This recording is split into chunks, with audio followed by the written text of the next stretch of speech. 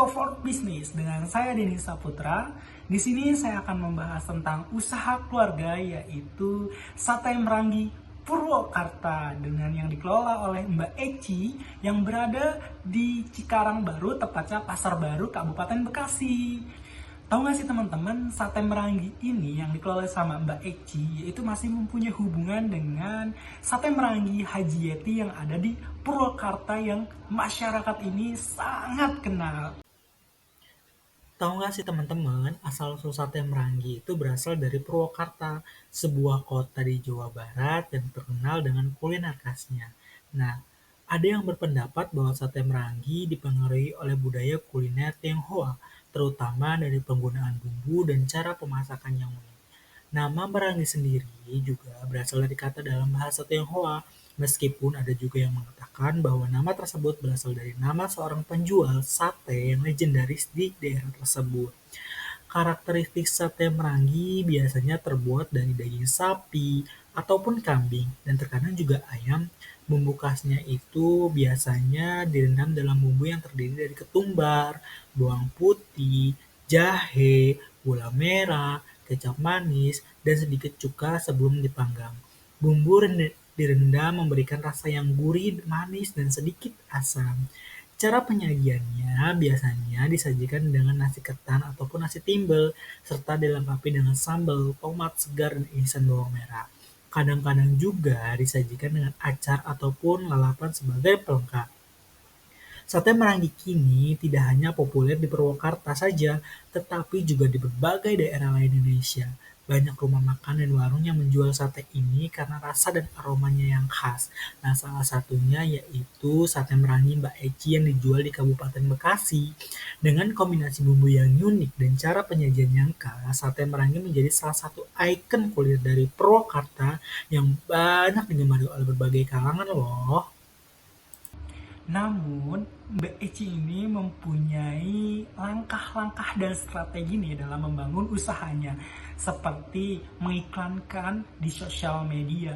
Nah, teman-teman, mengiklankan usaha kita di sosial media itu sangatlah penting karena seperti personal branding. Nah, teman-teman, membrandingkan itu sangatlah penting. Di sini saya akan membagi tips untuk membrandingkan makanan kita ataupun bisnis yang sedang kita jalankan. Yang pertama yaitu identifikasi target pasar. Tentukan terlebih dahulu siapa target konsumen Anda, baik usia, gendernya, lokasinya, dan preferensinya. Pelajari kebutuhan dan keinginan mereka terkait produk makanan yang Anda tawarkan. Dan yang kedua, buat nama dan logo yang sangat menarik. Pilih nama yang mudah diingat dan memiliki makna yang positif. Desain logo yang mencerminkan identitas dan nilai produk Anda. Dan yang ketiga, yaitu ada kemas produk dengan sangat menarik. Gunakan kemasan yang estetis dan fungsional, sertakan informasi penting seperti ada bahan, tanggal kadaluarsa, dan nilai gizi. Yang keempat yaitu bangun kisah brand atau brand story. Ceritakan kisah di balik produk Anda seperti asal-usul bahan Anda, proses pembuatannya, atau inspirasi di balik produk tersebut. Gunakan cerita ini dalam materi pemasaran dan komunikasi Anda. Manfaat media sosial yaitu ada yang kelima, buat akun media sosial untuk brand Anda. Posting konten yang sangat menarik seperti foto produk, video cara pembuatan testimoni pelanggan, dan promosi. Dan yang keenam ada gunakan influencer atau endorsement. Kerjasama dengan influencer atau figur publik yang sesuai dengan brand Anda untuk meningkatkan visibilitas dan kepercayaan. Yang ketujuh, berikan pengalaman pelanggan yang baik. Pastikan kualitas produk tetap terjaga, berikan layanan pelanggan yang responsif dan ramah, dan yang kedelapan ada promosi dan event. Adakah promosi, diskon, atau giveaway untuk menarik perhatian pelanggan? Ikut serta dalam event atau pameran kuliner untuk memperluas jaringan dan mengenal produk Anda. Pantau dan evaluasi. Pantau respon pasar dan feedback dari konsumsi serta konsumen. Lakukan penyesuaian strategi branding berdasarkan hasil evaluasi. Dengan langkah-langkah ini, Anda bisa membangun brand makanan yang kuat dan dikenal oleh konsumen. Nah, teman-teman, bagaimana sih jika harga bahan baku produk makanannya itu mengalami kelonjakan harga? Nah, Mbak Eci ini mempunyai strategi yang sangat cerdas, yaitu dengan mengambil harga HPP yang aman, yaitu tinggi. Sehingga jika waktu mengalami kenaikan harga bahan baku, Mbak Eci tidak perlu nih untuk menaikkan harga produk tersebut. Apalagi kalau misalnya mengurangi kualitas harga produk tersebut atau kualitas makanannya. Nah, Mbak Eci juga selalu menjaga stok makanannya loh untuk proses bisnisnya ini loh. Selain itu, untuk meminimalisir harga biaya operasional, Mbak Eci ini selalu ketat terhadap operasionalnya loh, dengan seperti bahan listrik agar biaya-biaya kosnya tidak terbuang sia-sia.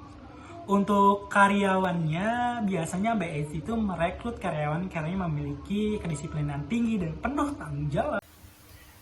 Nah, teman-teman, menjaga harga produk agar tetap kompetitif dan stabil adalah tantangan yang memerlukan strategi dan perencanaan yang matang. Berikut saya kasih tips yang bisa diambil untuk menjaga harga produk, yaitu yang pertama, analisa biaya produksi. Teliti semua komponen biaya produksi, termasuk bahan baku, tenaga kerja, dan overhead. Identifikasi area di mana biaya bisa ditekan tanpa mengorbankan kualitas makanannya. Yang kedua yaitu efisiensi operasional. Tingkatkan efisiensi di semua tahap produksi dengan menggunakan teknologi dan metode kerja yang lebih efektif dan efisien. Kurangi limbah dan optimalkan penggunaan bahan baku. Yang ketiga yaitu menjamin atau manajemen rantai pasokan. Bangun hubungan baik dengan pemasok untuk mendapatkan harga bahan baku yang lebih baik. Pertimbangkan untuk memiliki lebih dari satu pemasok untuk mengurangi resiko kenaikan harga yang tiba-tiba. Yang keempat yaitu penetapan harga yang tepat. Lakukan riset pasar untuk memahami harga yang berlaku di pasaran dan harga yang dianggap wajar oleh konsumen. Tetapkan harga yang mencerminkan nilai produk, mempertimbangkan biaya produksi, dan memberikan margin keuntungan yang sehat. Yang kelima yaitu skala ekonomi. Produksi dalam skala yang lebih besar dapat menjadikan makanan kita dari bahan baku menjadi lebih murah. Mungkin itu adalah beberapa tips untuk menjaga harga produk kita dalam pasar agar tetap kompetitif di era banyak sekali pesaing-pesaing pembisnis di luar sana. Nah, tahu nggak sih teman-teman, menurut keterangan dari pengelolanya yaitu Mbak Eci, Sate Meranggi ini pernah nih mengalami kesulitan dalam proses bisnisnya. Tetapi Mbak Eci ini mengambil langkah cepat dan tepat, yaitu dengan pindah lokasi ke pasar baru yang saat ini sedang berjalan prosesnya. Nah, dan bahkan Mbak Eci ini memiliki karyawan yang sangat banyak dari proses bisnis sebelumnya. Nah, teman-teman, kalau misalnya bisnis itu pasti aja nih gagalnya. Nah, kegagalan resiko di mana suatu rencana atau tindakan yang diambil untuk mengelola resiko tidak berhasil yang dapat mengakibatkan kerugian signifikan bagi suatu bisnis. Mengelola risiko adalah proses yang kompleks dan memerlukan perhatian khusus. Berikutnya adalah pembahasan panjang tentang kegagalan risiko, penyebabnya, dan cara menghadapinya untuk bisnis. Nah, biasanya penyebab kegagalan resiko yang pertama itu identifikasi risiko yang tidak memadai. Nah, tidak semua risiko yang relevan di dalam bisnis itu diidentifikasi sejak awal. Ini bisa terjadi karena kurangnya pemahaman atau informasi yang tidak memadai terhadap bisnis tersebut. Nah, yang kedua yaitu penilaian risiko yang salah.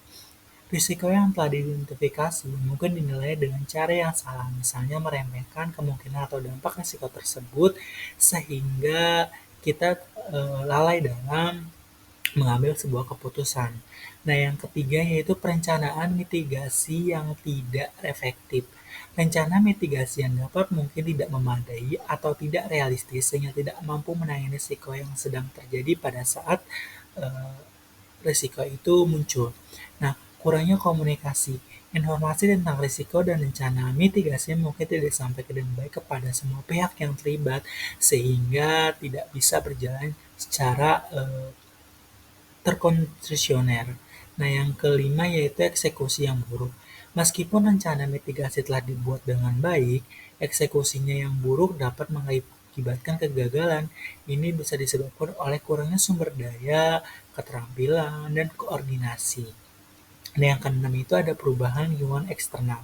Nah, biasanya lingkungan eksternal yang berubah seperti perubahan pasar, peraturannya, atau kondisi ekonominya bisa membuat rencana mitigasi yang sebelumnya efektif menjadi tidak relevan. Dampak kegagalan risikonya seperti apa sih? Nah, seperti adanya kerugian finansial, kerugian materi yang dapat mempengaruhi arus kas dan profitabilitas perusahaan, dan yang kedua yaitu ada kerugian reputasi. Reputasi perusahaan bisa rusak jika risiko yang tidak dikelola dengan baik mengakibatkan dampak negatif yang signifikan. Nah, yang ketiga itu gangguan operasional. Risiko yang tidak ditangani bisa menyebabkan gangguan pada operasional sehari-hari yang bisa menghambat produktivitas dan efisiensi. Yang keempat yaitu kerugian hukum dan regulasi. Kegagalan mengelola risiko dapat menyebabkan kegagalan hukum dan regulasi yang dapat mengakibatkan denda ataupun tindakan hukum lainnya. Strategi mengatasi kegagalan risiko seperti apa sih? Nah, pendekatan proaktif yang pertama, mengidentifikasi dan menilai risiko secara proaktif dengan menggunakan alat dan teknik seperti analisa SWOT, PESTEL, dan analisa skenario. Nah, yang kedua yaitu perencanaan yang komprehensif. Membuat rencana mitigasi yang komprehensif dan fleksibel untuk menangani berbagai jenis risiko. Ini termasuk membuat rencana kontingensi untuk skenario yang tidak terduga. Yang ketiga yaitu pelatihan dan pengembangan. Memberikan pelatihan kepada karyawan tentang manajemen risiko dan bagaimana mengidentifikasi serta merespon risiko secara efektif dan secara efisien. Yang keempat yaitu pemantauan dan tinjauan berkala. Melakukan pemantauan dan tinjauan risiko secara berkala untuk memastikan bahwa rencana mitigasi tetap relevan dan efektif. Dan yang kelima itu menggunakan teknologi. Nah, menggunakan teknologi seperti perangkat lunak manajemen risiko untuk mengidentifikasi, menilai, dan memantau risiko secara lebih aktif dan lebih rinci dan lebih terskala. Dan yang keenam yaitu membangun budaya risiko. Mendorong budaya di mana semua karyawan merasa bertanggung jawab untuk mengidentifikasi dan melaporkan risiko, serta berpartisipasi dalam upaya mitigasinya. Sehingga pada saat terjadi risiko, bisa secara dini dilakukan penanganannya. Yang ketujuh yaitu diversifikasi. Mengurangi risiko dengan diversifikasi dalam berbagai aspek seperti produknya, pasarnya, dan pemasoknya. Contoh kegagalan risiko biasanya itu ada di kasus Debt Horizon. Dengan minyak yang Debt Horizon pada tahun 2010 adalah contoh utama dari kegagalan risiko ini.